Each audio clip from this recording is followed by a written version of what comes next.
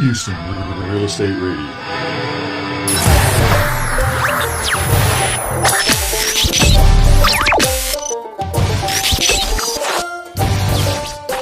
Welcome back to Houston Real Estate Radio. I'm Shannon Register. And I'm James Brown, and we're here this half hour with Colonel Sean Seibert, who is running for U.S. House District 18. Sean, let me ask you about the state of the national, or your take on the national housing market right now. Okay. Well, first I want to congratulate you for retiring from the Navy. I'm sure you're going to be enjoying your weekends now and enjoying maybe be able to grow the hair out. Thank you very much. What's great is here in Houston, the market seems to not been too affected by it. Mm-hmm. Now, some people say, well, it only affected 3% of the population. Why does that concern me? I've been paying my mortgage.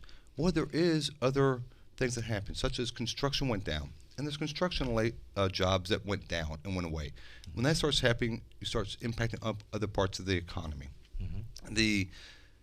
I think the government should have more oversight on this. Now, most Republicans, and I'm one of them, believe in reducing regulations.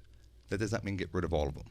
Such as we want clean water, we want clean air for our kids. And on this particular instance, I think the banks should have been separated, investment banks, and then regular banking. On the real estate mortgages, you should not have been allowed to package up a mortgage and pass those around, and especially when they were toxic and with no oversight, saying, wait a minute, you guys have a hot potato, you're stuck with it. Mm-hmm. Don't keep passing the buck down the road, because now from my understanding, it's now been passed over. Now England, has been having some problems, and it can be traced back to what started here. Mm-hmm. I also believe that I think Fannie Mae and Freddie Mac should not, as a government, should be getting out of the mortgage business.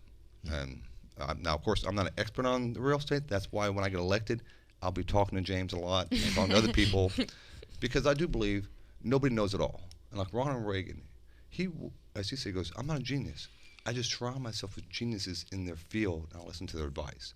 And same thing here. As a congressperson, I'm not going to know everything.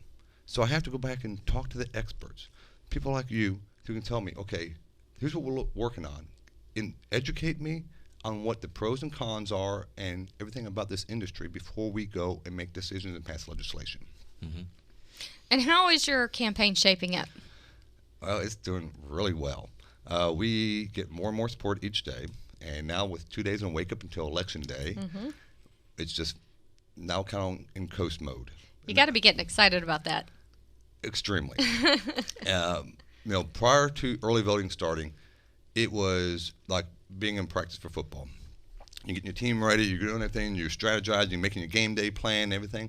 But once early voting starting, I actually got relaxed because I got to sit back because our entire 18 months of campaigning and strategizing was now going. So game day happened. Mm-hmm. And now, Tuesday, Election Day, is the 2-minute warning. We're inside the red zone, and the Texans are going to beat the crud out of the Cowgirls. So, now my thing is I need everybody to go out and vote. And whether you want to vote for me or not, it's your American right to vote. Good people have died. Both James and I have known people throughout our military career, have given up their life, so you have this right to vote. Mm-hmm. And they're anticipating this to be a record year of 1.2 million voters out of 1.9 million registered voters, which is fantastic. And if you're looking at what's happening with early voting, we've already beat every record, and so... Yeah, there was record turnout during early voting. Exactly. Amazing. So 7 a.m. to 7 p.m. on Tuesday, everybody can correct. Go out and vote and if they didn't hit the early voting. Correct. And if you're in line at 7 o'clock and it's still an hour late wait line, you get to vote. It's not like, the door's shut at 7.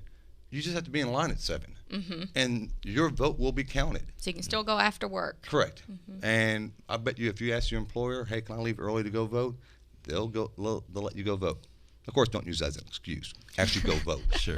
It's not hard. It is the longest ballot in the world. It's fairly simple. You go in, you get to push some buttons, and if you want to vote a straight ticket, you can. And let's say you decide to vote straight Republican. But you get down to, say, a judge's race, and it's one of your friends who's a Democrat. You can actually go and vote for that Democrat, even though you voted straight ticket, and your entire ballot counts.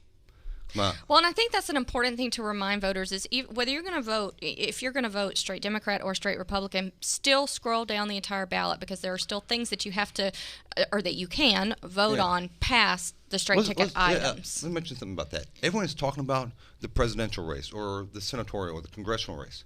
We have 54 people on the ballot, 54 races, judges, and they impact your life every day. School board, which is going to be making decisions for your children, constables, sheriffs, all these what we call down trace ballots. They're important. So make sure you get on and vote for them. And at the very end, like you said, we have bonds, we have propositions that are very important, and they're confusing. If you haven't read them before Election Day, you're going to be confused when you read it because it's in legalese, and you may not understand what they're saying. So at least check out those bonds and propositions before you go to the polls. Where can we find those online or wherever? If you go to at Stan Stanart's website at harriscounty.gov, and you go to the voting tab, then you can find all those issues right there.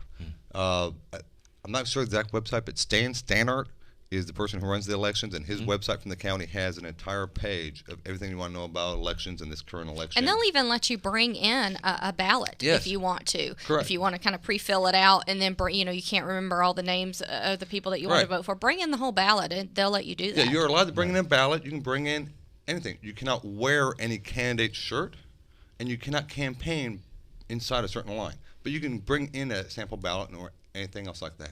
So what do you think are going to be the top three, or close to the top three, items of concern for voters this year? Where do you see voters concerned? Do you think it's at the Texas or at the Border Patrol? Do you think it's the economy? What do you think is important to voters this year? Everyone I've talked to, whether in Third Ward, in Spring, in Champion Forest, Acres Home, jobs in the economy has been the number one pressing issue.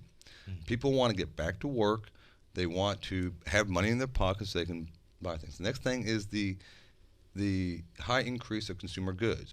Our grocery bill keeps climbing, gas keeps climbing, but our wages are not. And so there's a balance that has to be made.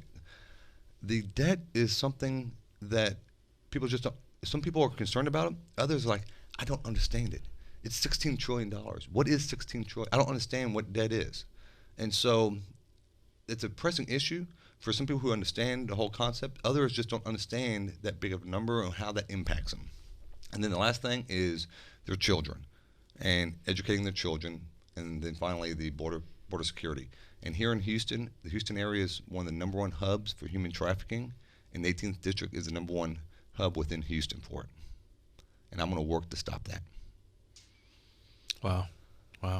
Well, I tell you what, Tuesday's the day, 7 to 7, you said, and if you're in line at 7, your vote still gets to be cast. Correct. Very good.